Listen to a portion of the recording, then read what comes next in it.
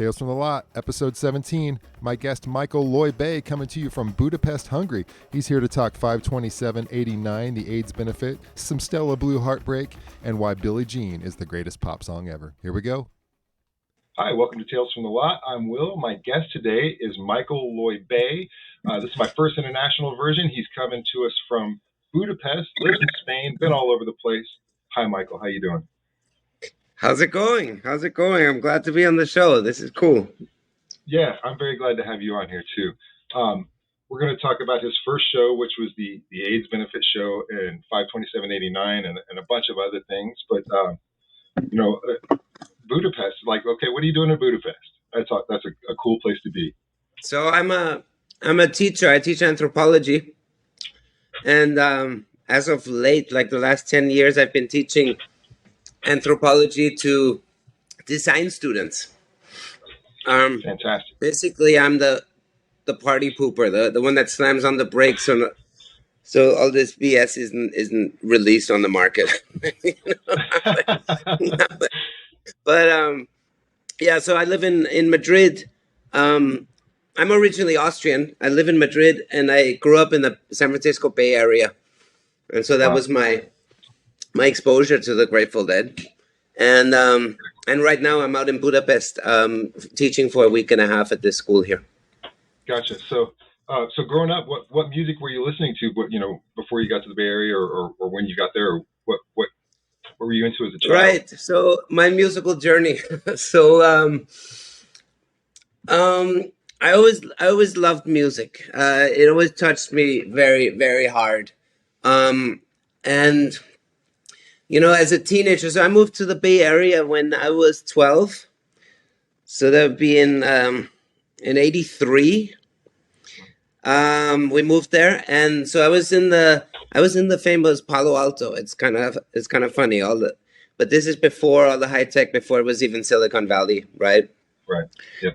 So I was just a teenager. I was just going to junior high school there and high school and so on. And so I was listening to the basics, like Michael Jackson. That was like my teenage staple diet. I still think Thriller is an incredible album, actually. I just listened to that yesterday, actually.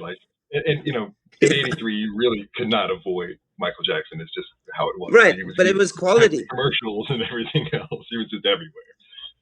Like when I have these sorts of nerdy, no offense, but these nerdy music conversations, I always say I think the best pop song ever written is Billie Jean. I love that song. The Billie Jean is incredible, I think. The beat, the bass line, just the bass line, how the words flow. Yeah, it's all so good. And when that shuffling beat comes in and it just drives and it grooves and there's not that much going on. It's like sparse. It's cool. Yeah. But great video too. Yeah, for sure. And the moonwalk. Yeah. But so from then, so I have my cousin is a year older than me. He's living in Austria. And we've always been in like musical dialogues and conversations. And so he really gave me that big step. He recorded on some cassettes, Dolby cassettes.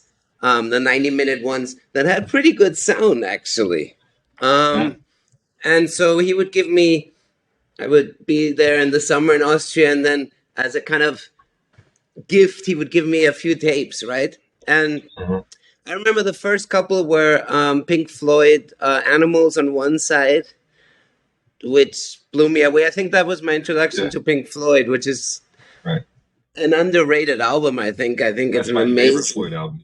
It's an amazing album. It's so old. It's crazy. And on the other side, I can't remember exactly, but some Jethro Tull. I got really into Jethro Tull. Like real geek wise. I saw them like 6 times. I met Ian Anderson once, got his signature and shit like this.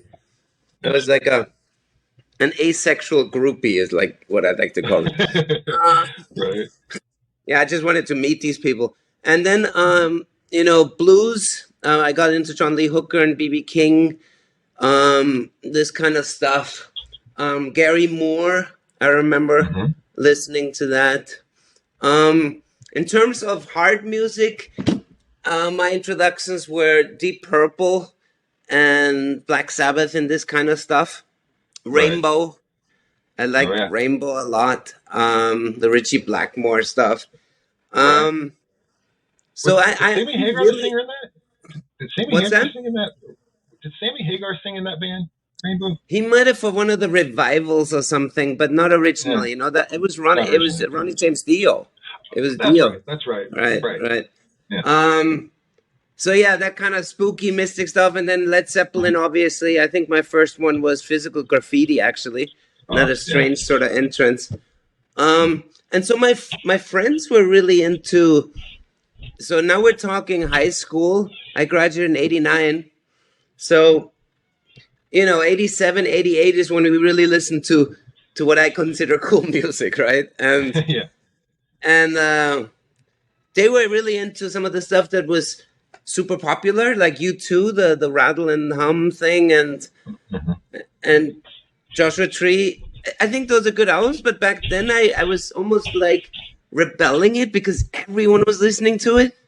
So I was like, no, I'm into Pink Floyd and Jethro Tull, I'm with you on the U2 thing, but when Rattle and Hum came out, there was something about that album that I did like, and that's like I could still listen to that. It's an alt country album. It's Irish guys doing an alt country album, and it works. Yeah. I think it's good. Yeah. And they were into Peter Gabriel that I never got into. The whole Sledgehammer thing, and I hate that song actually. But and so my I'll get to when I was exposed to the Dead in a second. But I was my first concert, my very first rock concert was actually Roger Waters, in Oakland. It was for the Radio Chaos. I still think his solo albums are underrated. I think there's some really good stuff. Even the last one, I really quite like, actually. So that was my first concert. My let's see, my introduction to the Grateful Dead. I actually searched through my memories, right? Because this kind of stuff gets mixed up, right? It does. Yeah. So I remember when my very first time the very first time they came on the radar. Right when there was like this very strong signal that hit me, and it wasn't even music. I remember in junior high school, I guess 7th grade, this guy, Rahim is his name. I stayed in touch with him a little bit. He wore this bright red, orange, yellow, psychedelic Grateful Dead art T-shirt. The iconic. I don't know if it was like the floating eyeball thingy or that surfer. I loved that one, the Californian surfer.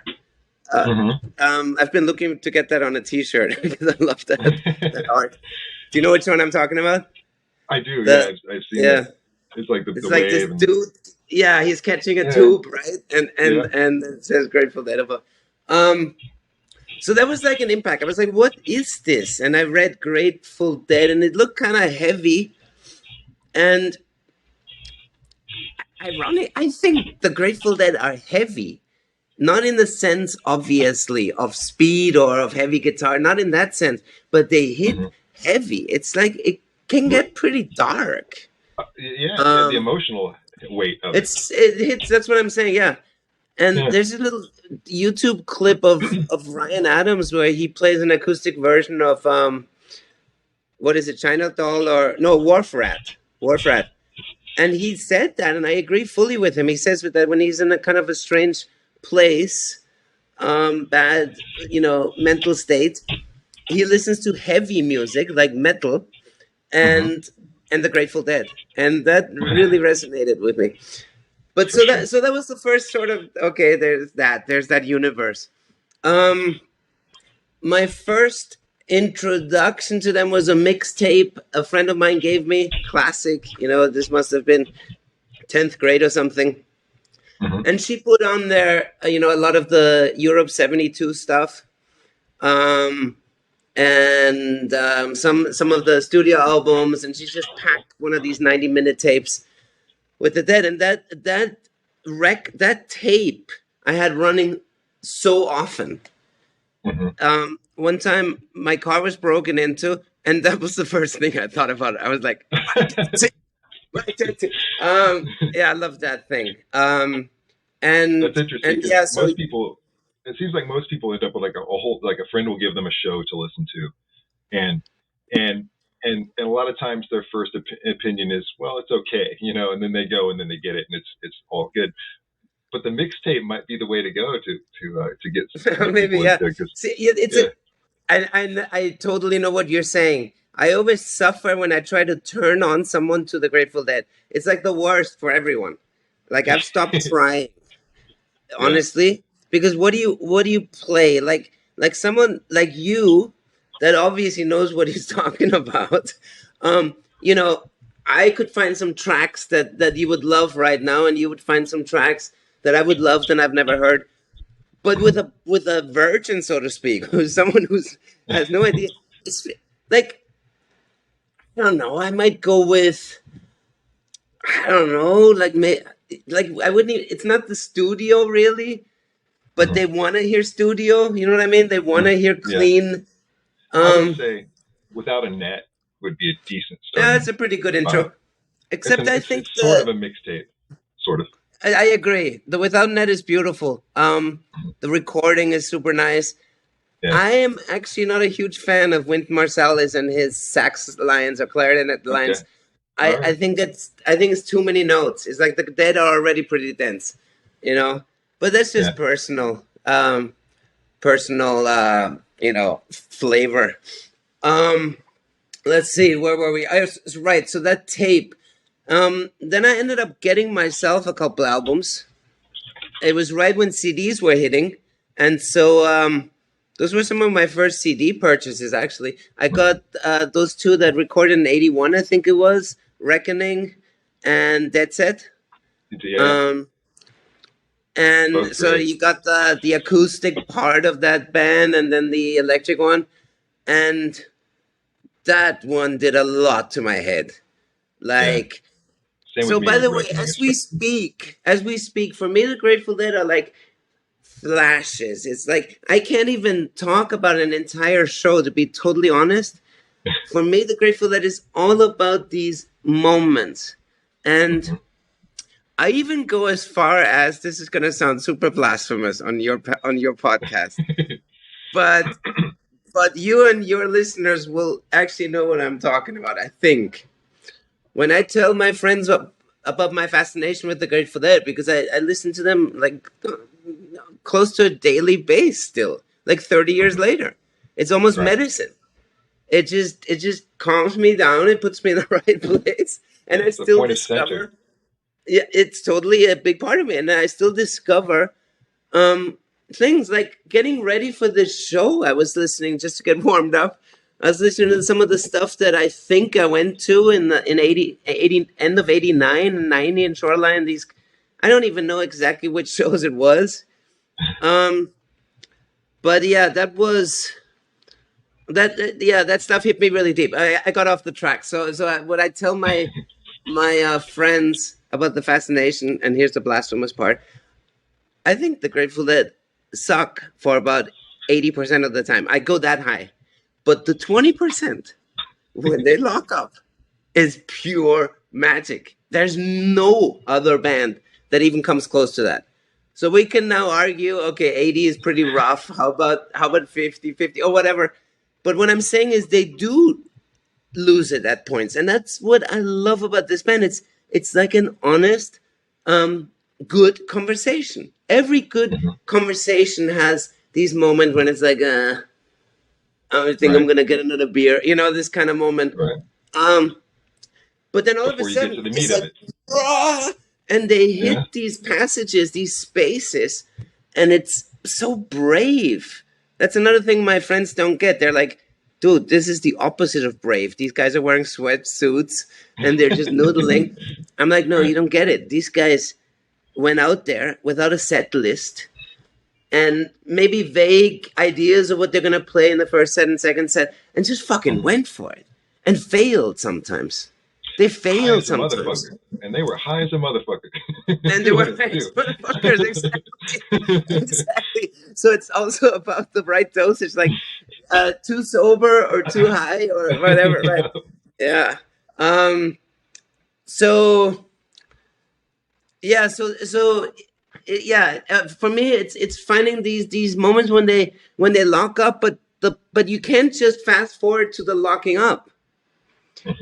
It's the same with the conversation, right? You need to have that. You need it takes a little bit of work to get into some of their grooves.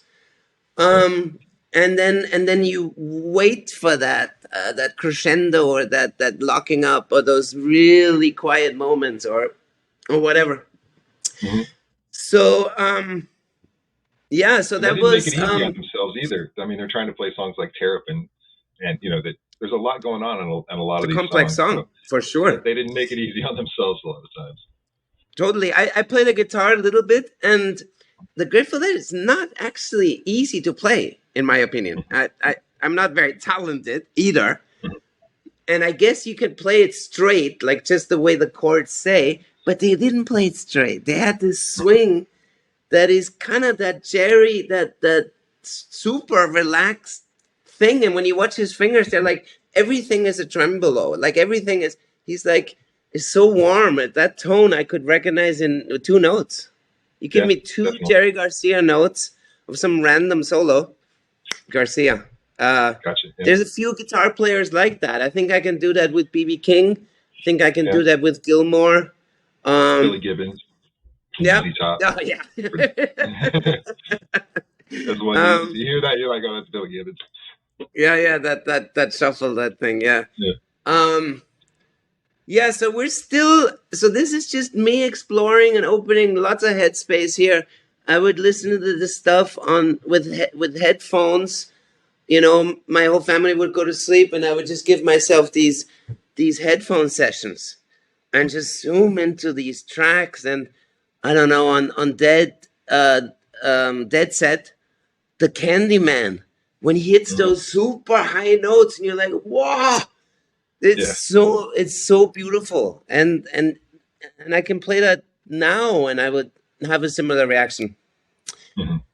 So with me, I don't know. Am I babbling too much, or is that the whole point? No, that's the point.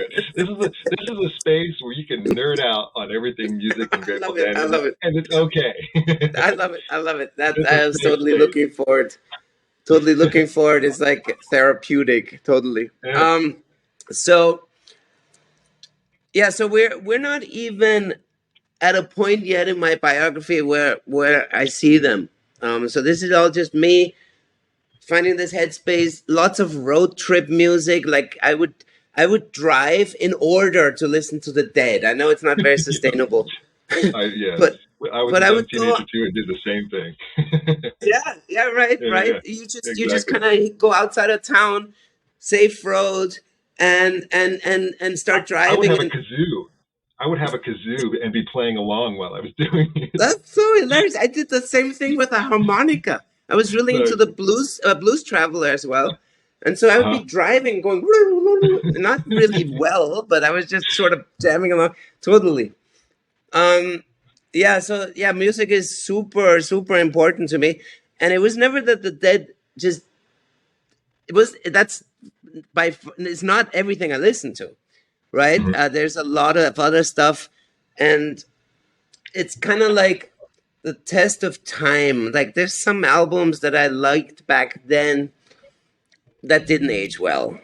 My first vinyl record that I bought before the CD was Yes, the one with the numbers 90 signals or whatever. Album.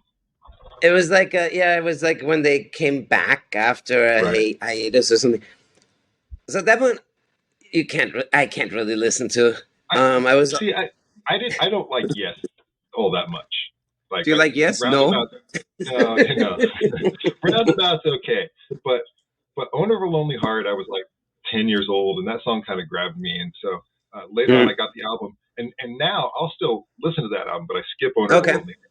I think some of it's decent, like Changes. I think it's but you can't look at it as like the same. No, for sure. And like I'm saying, everyone gets hit by these sound bites in a different moment with a different emotional state. Yeah.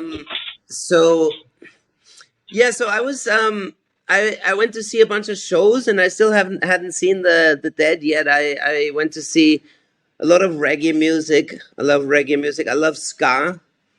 Um, so ska punk divide. I always went towards the ska. Even the fast stuff like Let's Go Bowling and the two-tone stuff like the Specials and Madness. I know about the Specials, but I gotta admit my ska knowledge is lacking. Okay, no I'm more problem. on the punk side of those, but yeah, that's ska is just something that I just haven't listened to a whole lot of, and never Sure. even thought about that. I should probably start.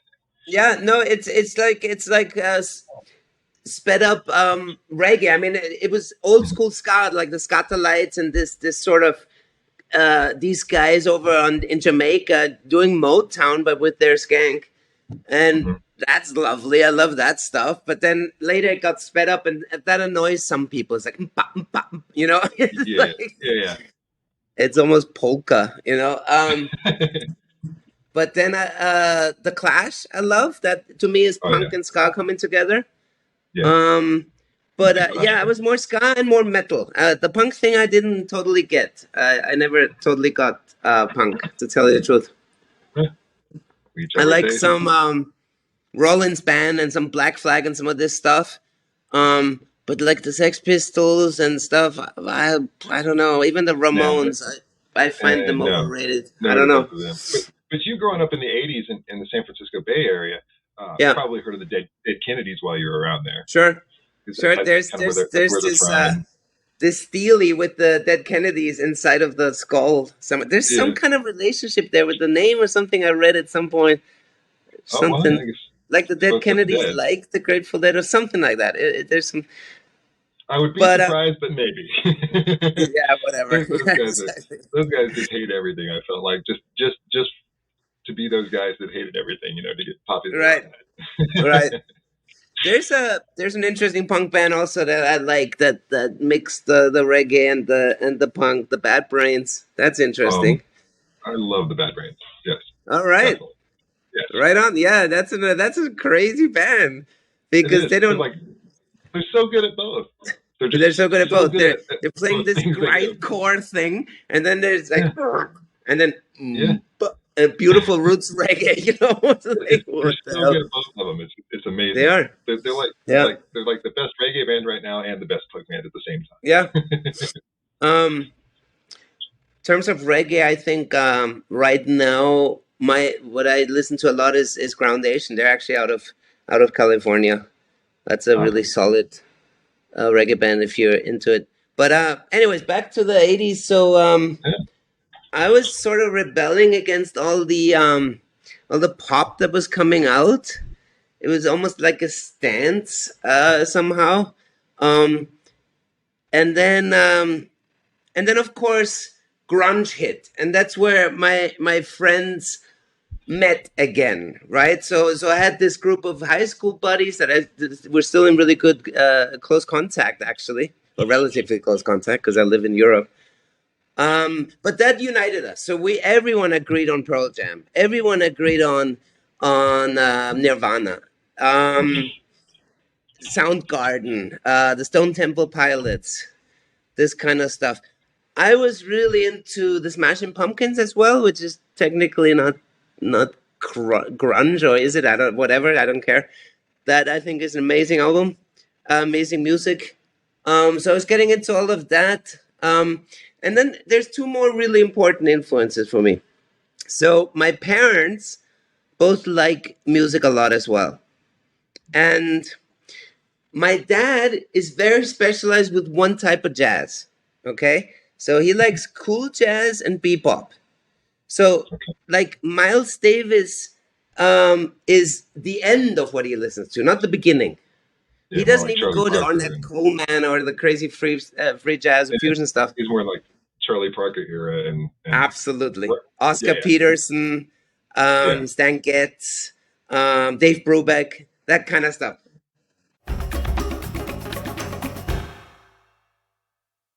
Hey there, are you tired of the same old grocery store grind? The battle for the last ripe avocado, the cart traffic jams that rival the Autobahn, and the hunt for the mysterious organic section that's more elusive than a unicorn? Ah, yes, the joys of grocery shopping in the modern world. Who wouldn't want to experience that every week? Well, hold on to your dreadlocks, because I have a cosmic revelation for you. Presenting Grateful Groceries, the grocery delivery service that's here to rescue you from the tedium and send you on a culinary full tour through the cosmos. Imagine a world where the produce section is an enchanted forest, where the avocados jump into your cart, and the almond milk flows like a psychedelic liquid river. That's right, folks. Grateful Groceries delivers only the freshest, most locally sourced, organic treasures, all packaged in tie-dye wrappers that are cooler than a cucumber in a snowstorm. Oh, wow! It's not just a delivery service. It's a culinary carnival, an edible adventure, a gastronomic gobblefest. Say goodbye to cart chaos and farewell to checkout lines that seem to stretch to infinity and beyond. And say hello to Grateful Groceries. Grateful Groceries, oh so fine. Organic food, I'm on cloud nine. Tie-dye bags, it's all online. You can shop with a smile all the time. Grateful Groceries, because life is too short to take grocery shopping seriously.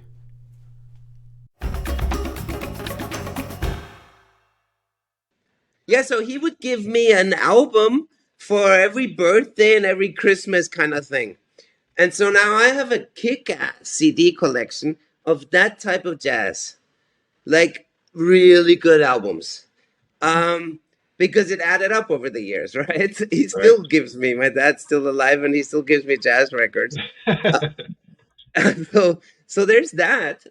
Huge influence on me. I remember one time in the Bay Area driving with my dad, just running errands or something. And so this must have been 88 or something. Another one of these music flashes. He played me Take 5, right? The famous Dave Brubeck. And I was listening to that piano thing, that motif that continues on and on and on and on. And it was kind of cramping my style. I was like, oh, this thing is like a loop. It's like, and I was telling my dad, this is not very good. It keeps repeating. And he looked at me, he's like, you're listening to the wrong thing. You got to listen to the drummer. You got to listen to the drummer. And then I did. I went below, I went to the drummer. And he's doing all of these crazy syncopated little fills and shit. And I got it. I was like, wow, okay. Let's play this again from the beginning, you know. And then from my mother's side, it's all classical, right? And so she didn't have this tradition of giving me records, but she played a lot of classical music at home.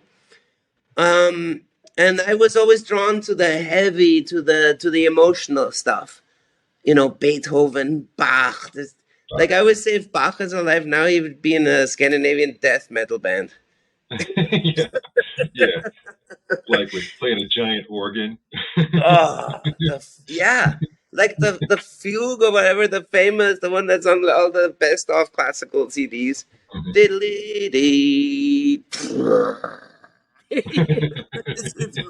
It's got a metal vibe, but so yeah, I was into really the stuff, but it would also mess with my head sometimes. It would get me down and stuff. It affected me really strongly, classical music. So, you know, how did you end up at that first show in '89? Right. Did you hear about it on the radio? I'm going to go get some tickets. Or it was back then. It was Ticketmaster. It was just going to Tower Records, standing in line, and getting a ticket. And everyone was talking about the Dead. This is when the Touch of Grey thing was right there, right? Right. That song hit whatever in '88 or '89, I forget, and I didn't even. I saw that famous MTV clip a bunch of times, of course.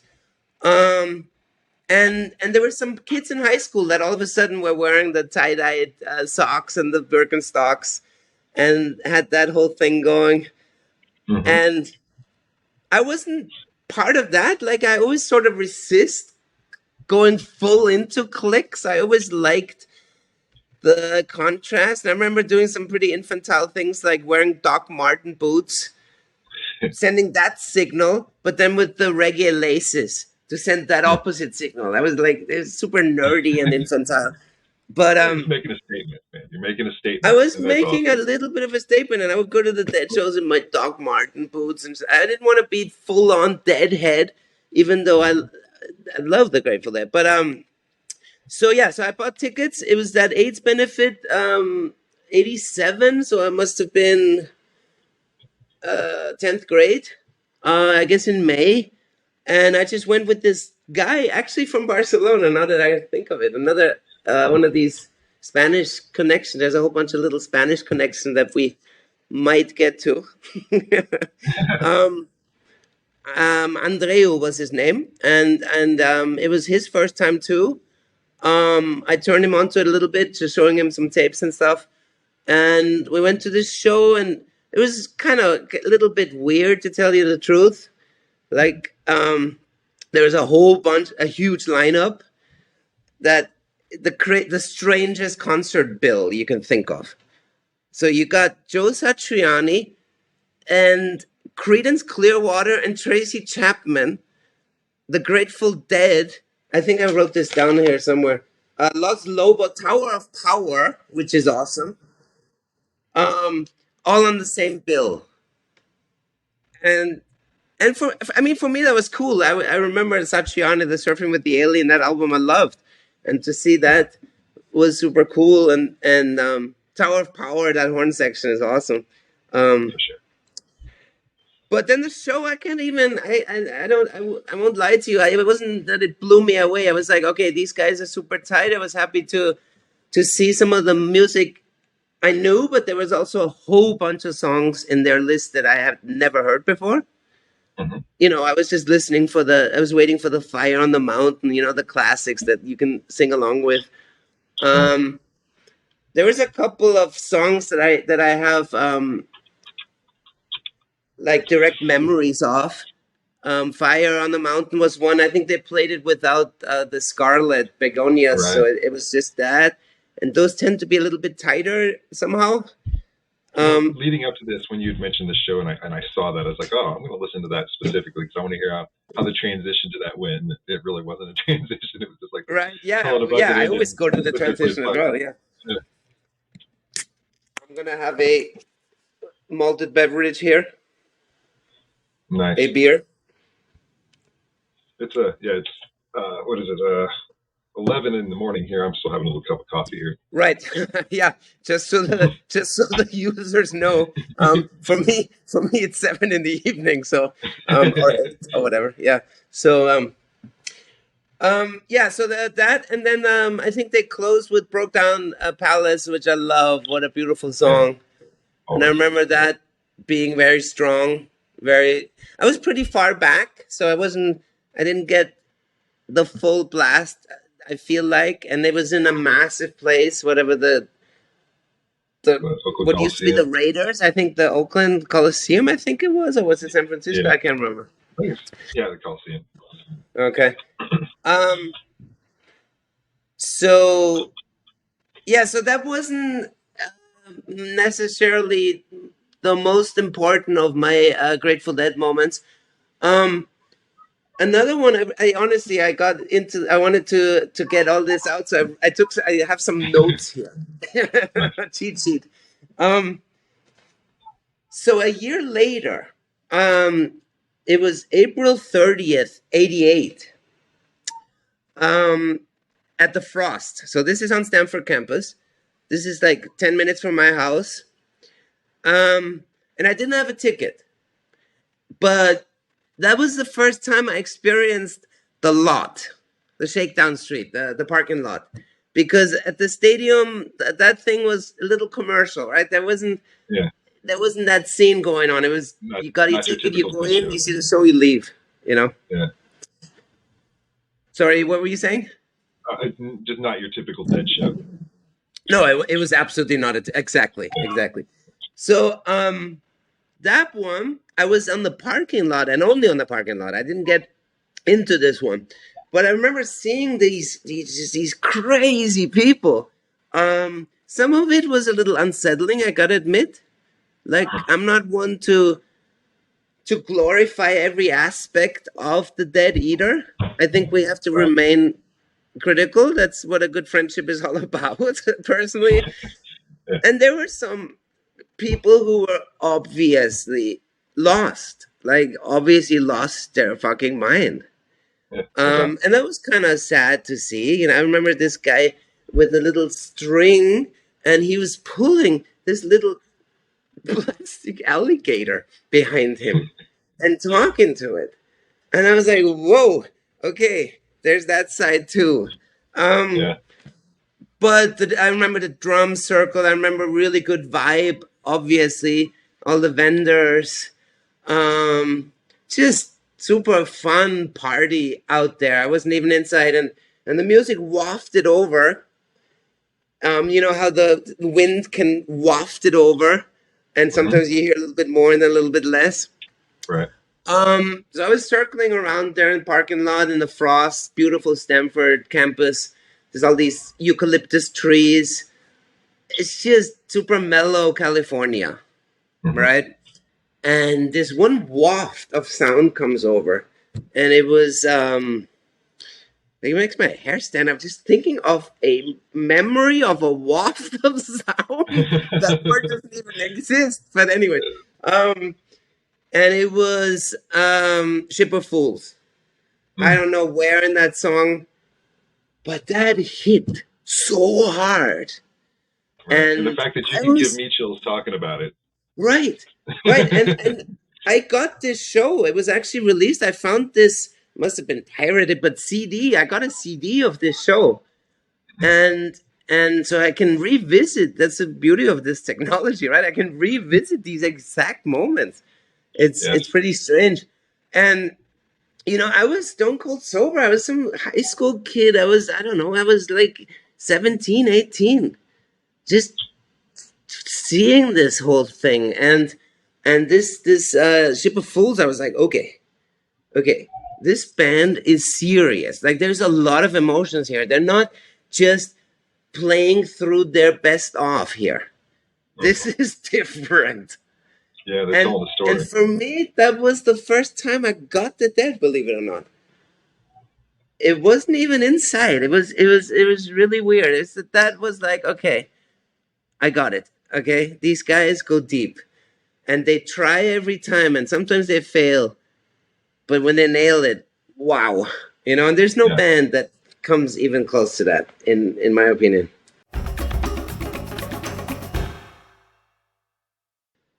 Then I saw a bunch of the shows at Shoreline, which is Did you ever make it out there to Shoreline? No, I've never seen a show at Shoreline. From the other podcast, I grew up on the East Coast, so most everything I saw was on the East Coast, and now I live in Denver, so I get a lot of shows here in the Colorado area. So I don't. Oh yeah. I go to Vegas occasionally to see a show. Okay. For the most part, everybody comes through either Red Rocks or somewhere here. So oh right. Yeah. Nice. So you're talking about Dead and Company and these offshoot bands or what? Yeah. They play at. They've been playing at the football stadium for University of Colorado football stadium, Folsom Field, the last few years, and then Fish comes out here for 4 nights for Dick's every year, and then every other band, like I can see bands, like Primus and stuff like that, just like down Colfax, like 2 miles from my house at a local. Oh, you just triggered my head for a concert. When you compare gigs, a killer concert I saw right around this time. I think it was maybe 90, San Francisco. Let's see if I get the order right. Yeah, I think it was Primus, Jane's Addiction, and the Pixies. I mean, so good. So good. I saw Jane's Addiction one time, and I'm still a big fan. Like, so good. Yeah. Wild. Yeah, they are. They're crazy, and they have their own style. Also, it's one of those recognizable bands. Also, definitely.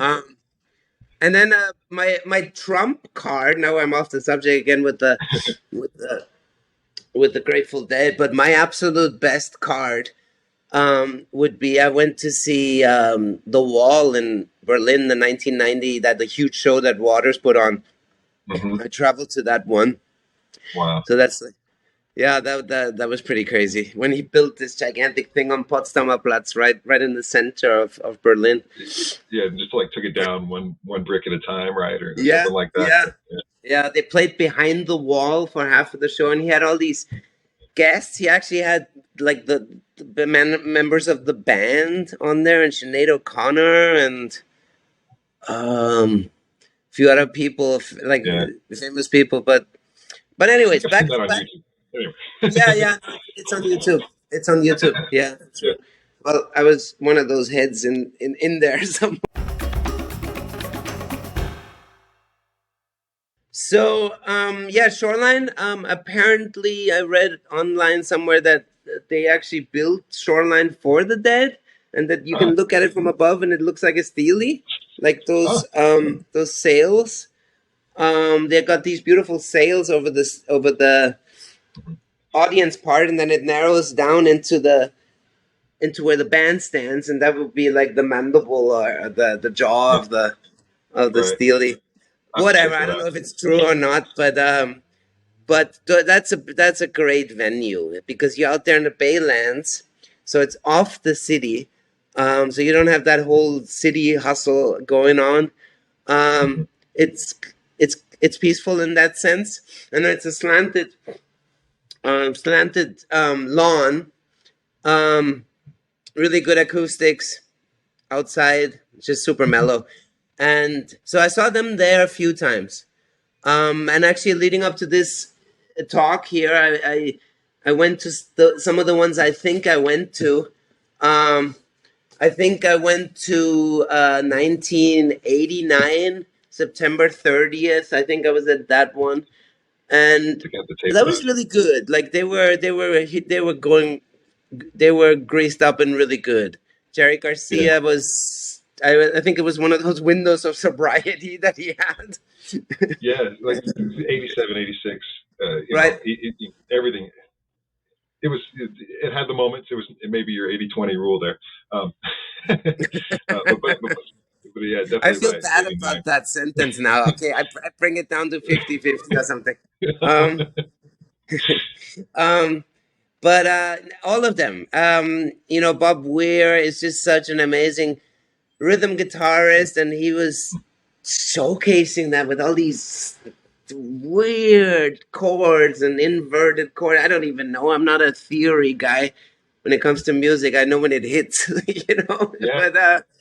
But you can just see him all over the fretboard. He made some strides definitely in that time in his playing, I felt like. Right. And he was really trying hard on the slide. He was trying hard. We'll give him that. He was trying. Emphasis on trying. Yeah, I don't. That I'm not a fan of. And then his singing. I like when he sings Dylan songs. I think he does those quite nicely, like Masterpiece and Memphis Blues or whatever that song is called. And I don't like when he does the blues stuff, the Red Rooster, and then this is like. Oh. I'm not much of a fan, but I do love the Bobby song stuff like "Feel Like a Stranger" and "Estimated Profit." Oh, "Feel Like a Stranger" is a great song. So and Cassidy. Yeah. I mean, Cassidy. Oh, yeah. Also, "Let It Grow." So many good "Let songs. It Grow" and "Estimated Profit." That's a weird song. That's an amazing hook. Yeah, but when he goes off on the vocal, Jesus.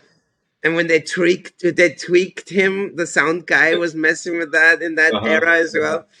And then Brent. I mean, Brent, I was a huge fan.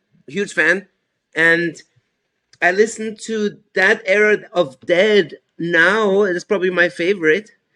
Not just because I was there. So it's not just melancholy. I like what Brent brings in with the Hammond organ and the blues vocals. He's got an attitude. He's got a bit of, I don't want to call it punk because it's not punk, but it's like Southern rock almost or something. It's like, love that. And then Phil Lesh just always. I think he's the most steady of all of those musicians. Actually, it's like there's no. I would agree with that. He doesn't make mistakes. He just does. I would agree with that. And the drummers, So I think it was a really good period. Yeah. Well, that's what I said earlier with that weird comment. Like I think we got to remain honest. There was some. It's not all blindingly brilliant, but that's the beauty of it somehow.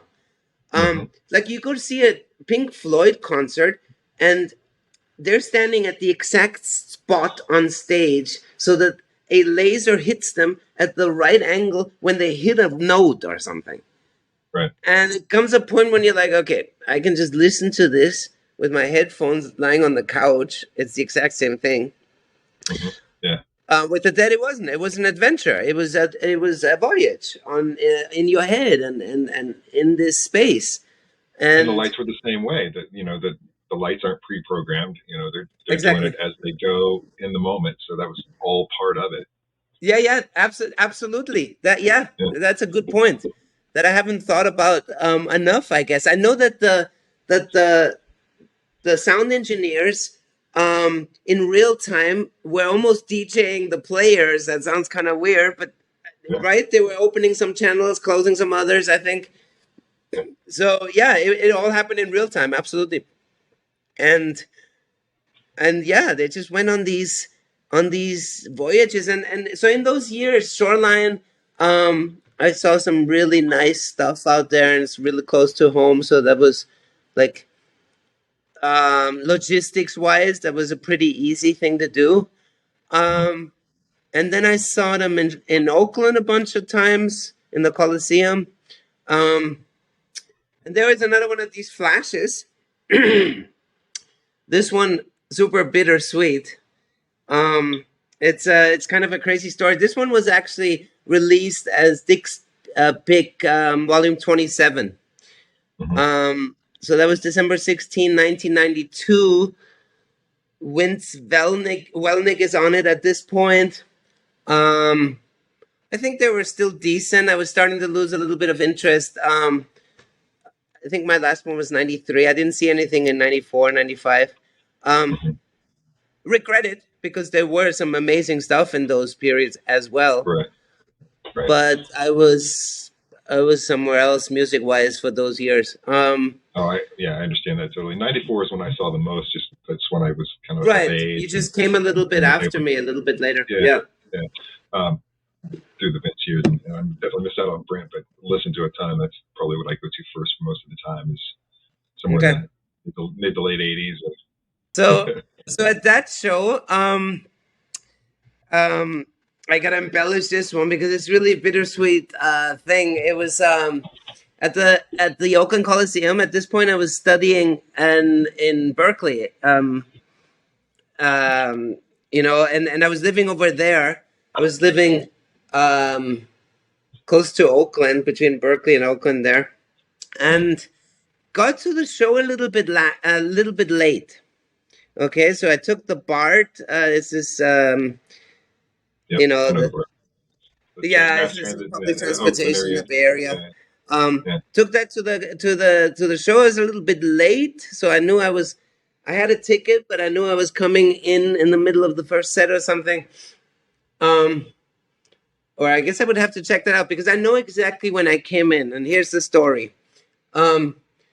I was with this girl back then. It was my first real relationship. Like, this was a 2.5-year relationship. It was very, very intense relationship. But at this point, it was sort of crumbling. At this point, it was coming apart a little bit. And she was at this show. We wanted to see this together. We got the ticket together. She went there earlier with some other friends from UC Berkeley, right? And I come later, and I come in, and this is before the cell phones. And she just said, "Okay, look, when you come in, I'll be on the front, on the right side." This sort of vague description, right? And so I was searching through the crowd, and Stella Blue comes on. And Stella Blue is such a sad song. It's such a strange, beautiful song, I think. It feels like a blues song, but it's not really. It's a ballad. It's got something country. You know what I'm saying, right? Yeah, and it's got that silence moment where he's like... It's got that silent moment. And it just hangs Absolutely, absolutely. Where they leave it, let it hang, and it's. Yeah. But it was actually, like I said, a bittersweet moment because when I found them, she was in the arms of some other dude. Like some other dude was like embracing her from behind, and I caught them red-handed. Right? They weren't making out, but they were obviously not just standing next to each other in a concert. It was more. Obviously weren't strangers. They weren't feeling like They strangers. strangers, exactly. And it was with that song, and it was just so horrible, and it just sent me on such a negative downward spiral. So that show, I can't even say that was anything great for me. But the interesting thing is that was released, so Dick's Pics Volume 27. You can check it out at some point if you want. And that Stella Blue is actually probably my favorite one. And so it's really weird. Yeah, no problem. It is a funny story because I catch my girlfriend cheating on me with this cheese ball. That's another thing. It's this guy that's been hovering around her. This kind of guy. That's saying little cheesy things, and she found it funny. And this guy, so jealousy, like serious jealousy from my part. And this song, and then when you listen to it now, it's like I think one of the very best Stella versions. When he goes that little silence and he says Stella Blue, right? Mm-hmm. And when they go from that, I think it's an A to an E or the other way around. Phil Lesh has this thick honey bass line. It's like dripping honey. I don't know how else to describe this right now. And it almost sounds like a cello because he's sliding on the strings, I think. And yeah, check that out. That's one of my absolute most poignant moments. And then I was there in this weird thing. And somehow, this is going to sound super esoteric now, okay? Super hippie dippy. But if you think about it, if that is a live recording of that song, that vibe of mine is somehow in there. Yeah. Do you know what I'm saying? It's a weird thought. But somehow, if you're going to speak of vibrations or energy or whatever, there was this little kid in there. Because at this point I was, 21 or something. And just having a hard time. I think I was crying at the moment and stuff. And the song did not help. You know what I'm saying? Yeah, there's this bundle of energy happening right there. Yeah, totally. Wow, I got all emotional just talking about a moment that happened in 1992. That's freaking 31 years ago. That's crazy. So let's see what else is on my list here. Okay, so there's some really odd moments as you were like announcing me or introducing me here and on this podcast. You're saying that I've been all over, and it's true. I have been traveling a lot and living in different places, Austria, California, and Spain. Spain for the last 20 years, and there's some weird connections to the dead in Spain. So they're not well known, like at all. Like it's this little ritual. Spanish love music. There's great live music.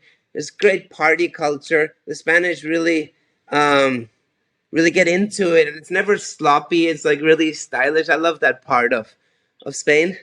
And we always have music conversations, these sorts of nerdy things. And not very often people are aware of the Grateful Dead. Like, did they play there? I don't remember. Okay, so that's what I was leading up to. This was a segue. Gotcha.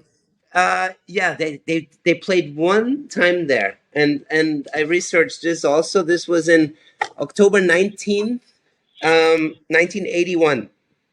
So it was one of those Europe tours, and they played in Barcelona, and so that's obviously way before me. So I didn't see this, not even close. But they played in Spain one time, and Garcia is as you know is half Spanish, or was half Spanish.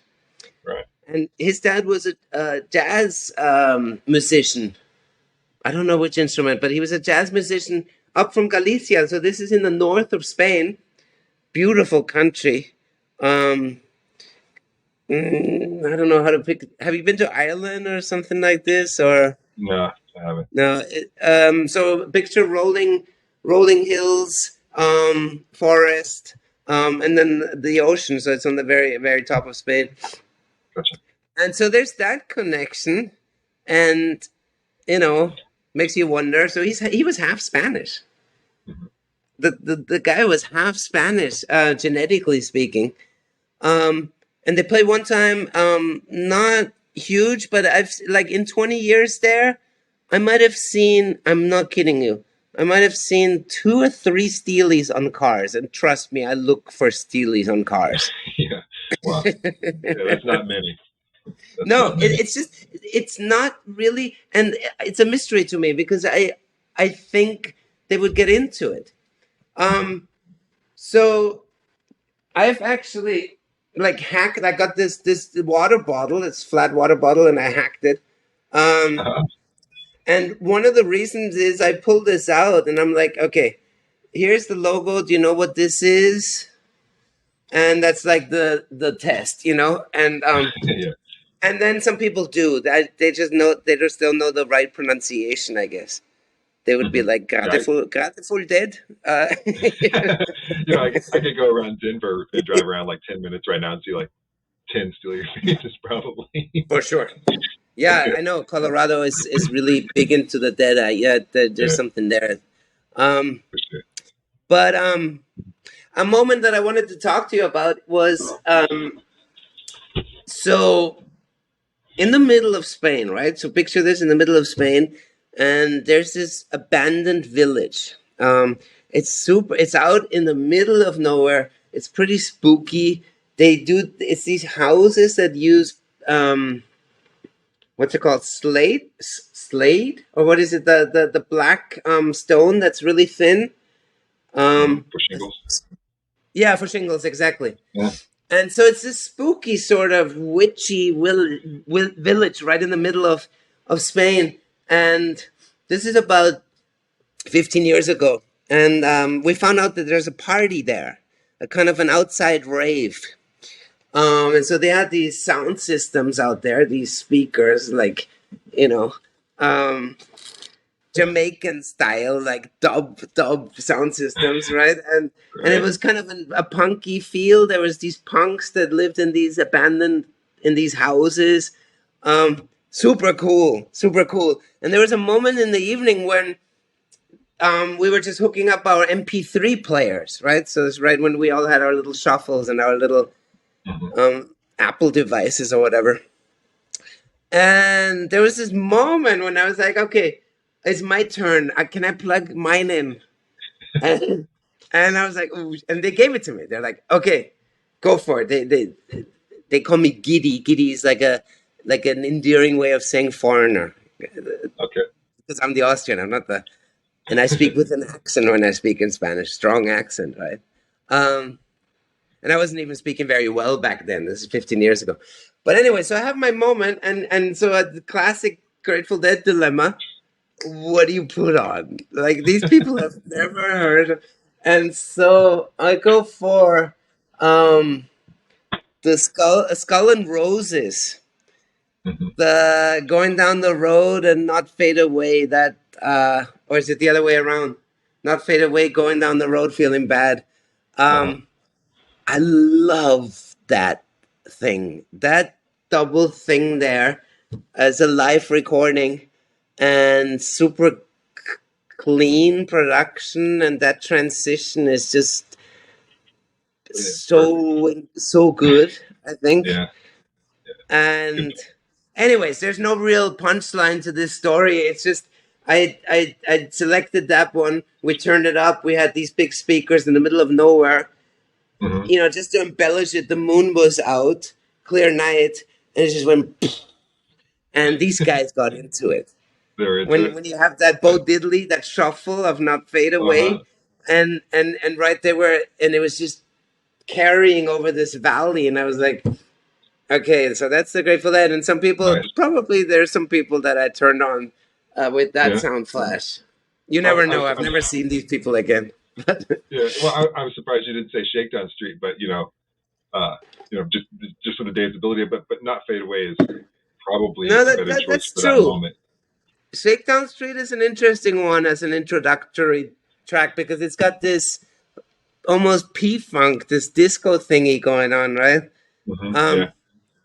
But it's a walk on the line to me. Like that could turn people off because it's got a bit of a cheese factor in my opinion.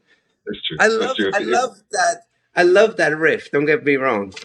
Yeah, but you're right. No, for somebody who doesn't know, they might not get it. They might not get it. Another one I was contemplating was Estimated. But then there's such variants, like which version.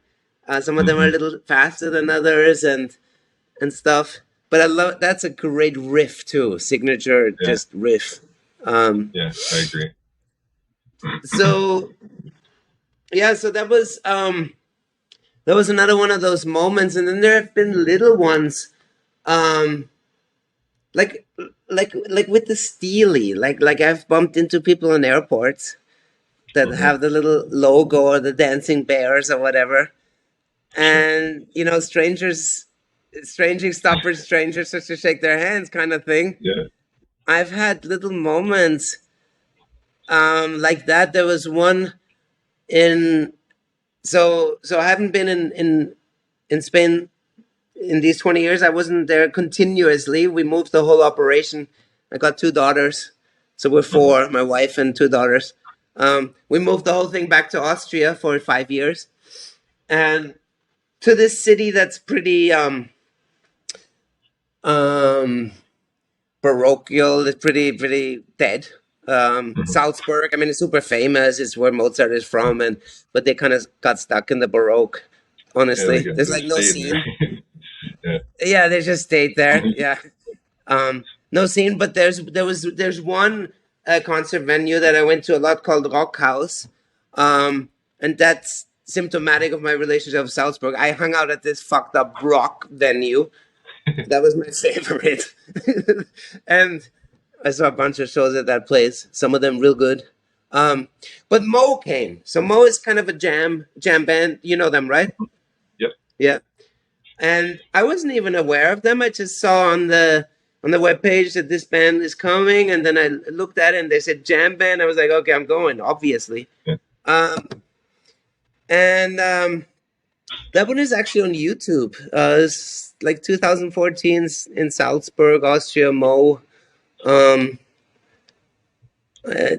was able to find it, and anyway, so I go in there, and all of a sudden, like I get there before the show, we're hanging out at the bar, having some beer, and there's all these guys with these Grateful Dead T-shirts and Fish T-shirts and whatever T-shirts, and I was so moved, and like I was so starved of this sort of conversation that I just went and bought this total stranger a massive beer.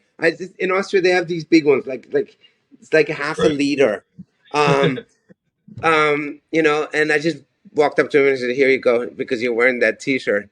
and then talked until the show started, right?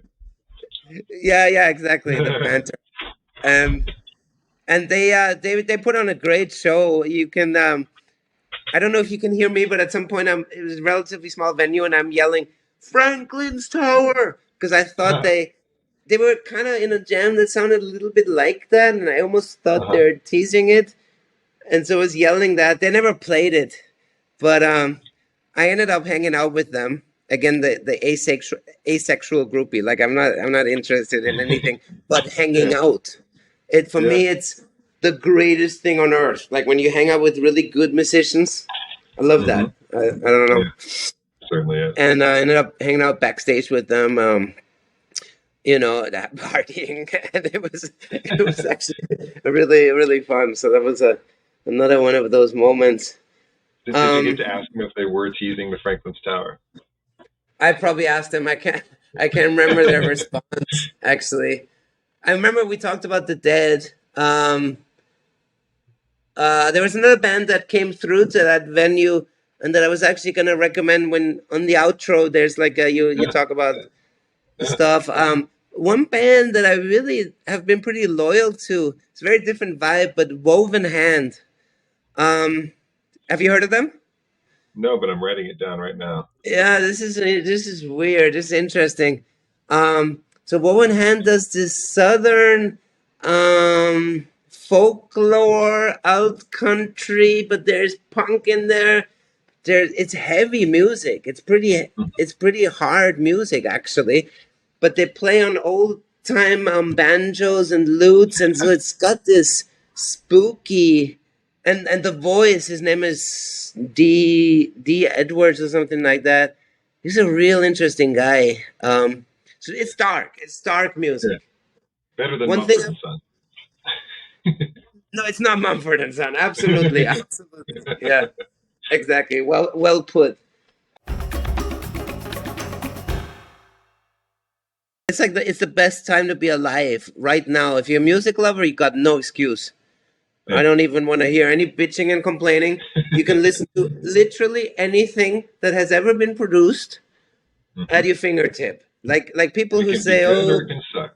Take a choice. No, totally. But people who are like, "Oh no, I stopped listening to music because okay, yeah, you know." Yeah. But what was I? I'm just riffing with you.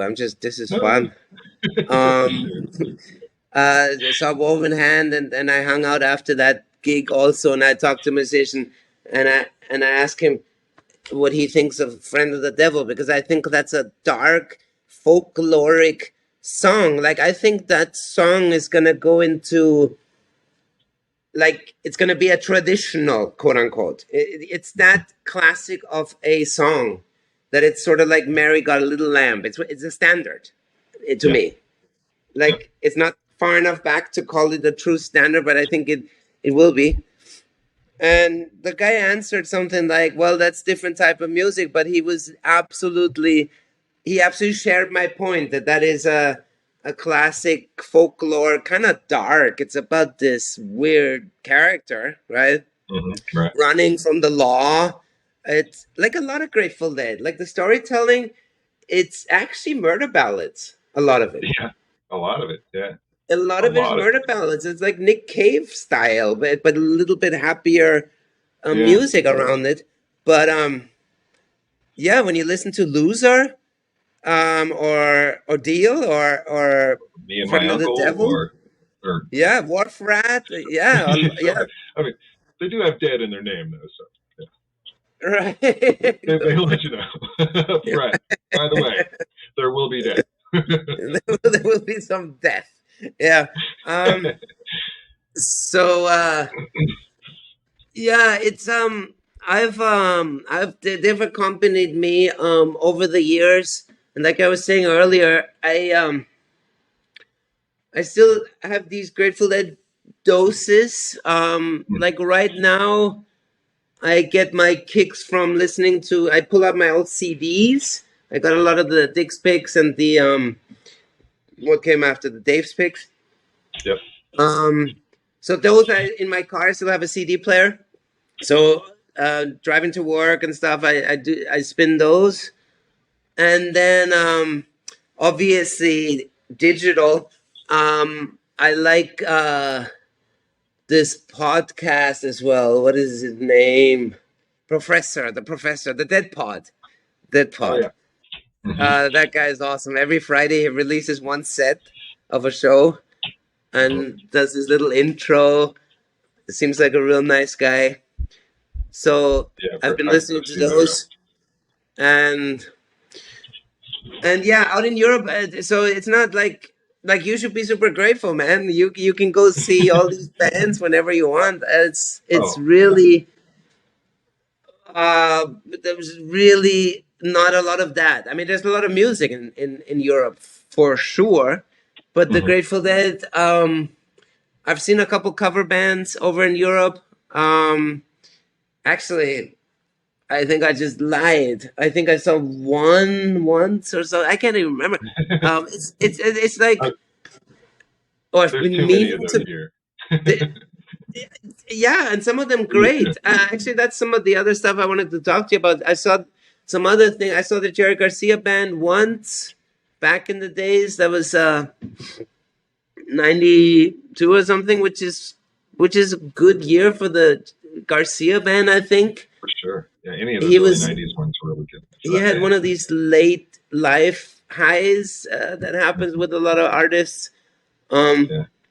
I do kind of think that maybe he was feeling like this is limited because he was hitting some really, again, deep and heavy moments. Yeah. For sure. Like the Maker. Wow. Mhm. The Maker. When he fluffs out those notes, and it's amazing. Yeah, no doubt. Yeah, I really love Jerry and JGB. I feel like, I don't know, he was just more free.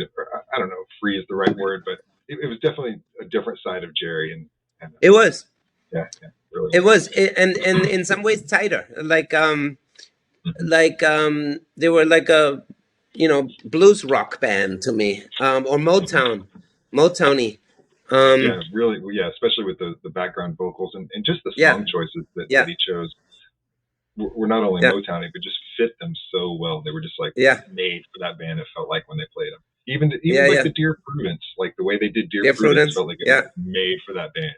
Yeah, true. And the Jimmy Cliff stuff and the Peter Tosh. Yeah, that's another thing about Jerry Garcia. I mean, what a genius. I mean, he was obviously living what in Spain they call la mala vida, the bad life. He was obviously a very unhealthy individual, like physically speaking. But he was in a bluegrass band. He was in this Motown thing and the Grateful Dead simultaneously. Yeah. And then he was cutting tracks with jazz artists and whatever. And Dave Grissom, they were doing like the Dave Grissom stuff. The two of them doing stuff.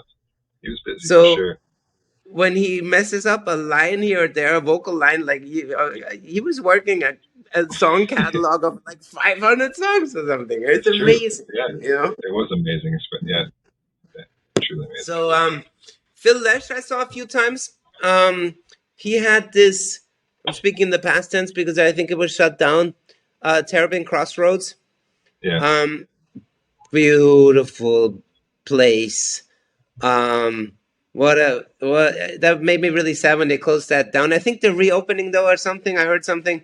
Maybe. I'm not certain. I never got a chance to go, but a good friend of mine who lives out there said that he stopped in there quite a bit, and it wasn't unusual to see Phil playing or hanging out occasionally up there. Well, so that's kind of interesting. Not just occasionally. He put on a bunch of shows himself. Now he's 82, I think, or something.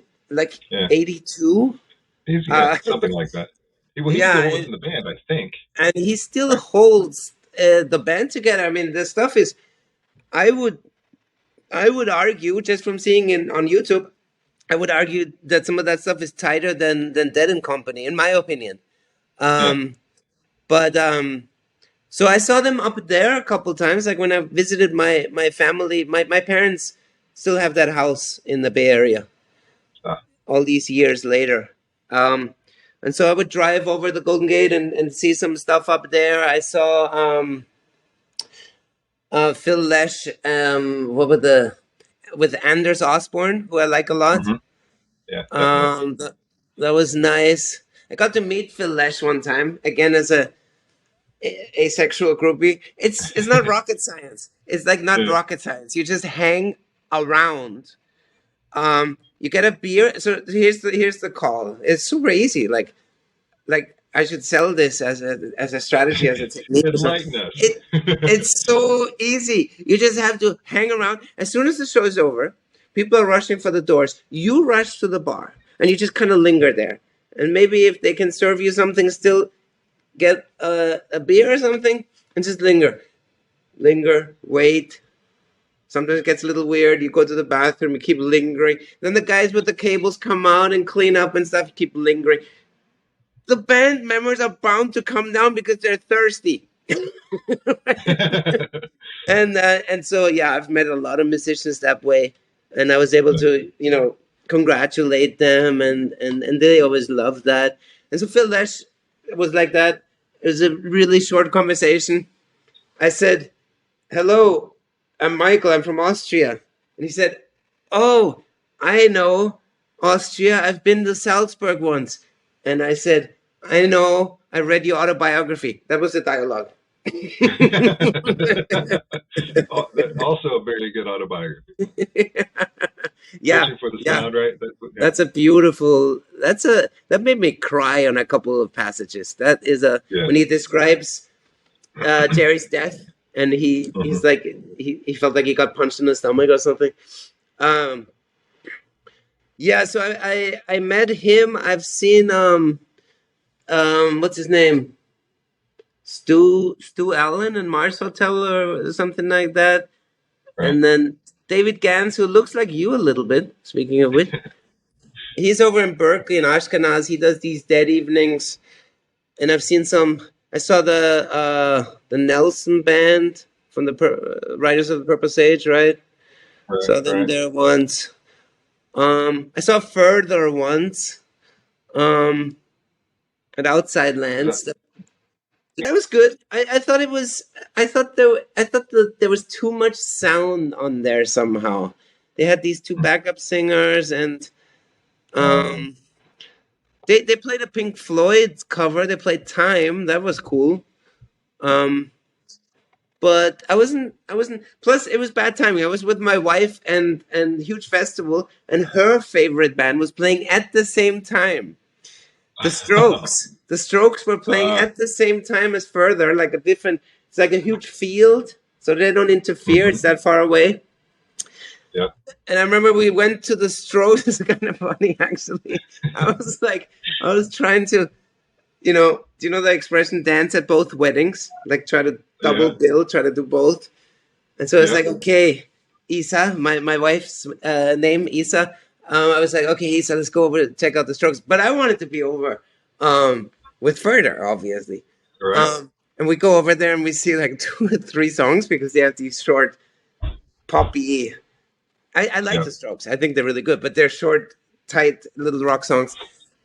And we saw 2 or 3, and we came back, and Further was still in the same jam. Playing in the band, still going. It was like not fade away, just 10 minutes later, or 20 minutes later. You didn't miss a thing. Yeah, so I was able to see both. It was great. That's awesome. But it's so when I was over in California, I would try to catch shows. Sometimes I was there in the summers, and they would have Jerry Garcia's birthday celebrations and stuff like that. Yeah. There's a lot of respect for the Grateful Dead. Of course, there's people who beat up on them and just never got it. But I think in general, I find that if you talk to someone who knows his music, they might not like them, but everyone says, okay, there was something special there. And Garcia, everyone says, that guy was a kick-ass guitarist. No doubt. No doubt. He was able, it's like what Bob Dylan said at his eulogy, right? When he died, he said something to the extent of he was able to bridge like the Carter family folklore all the way to Ornette Coleman or something like that. I can't remember the exact quote. And it's true. Lots of space there. Sure. And so...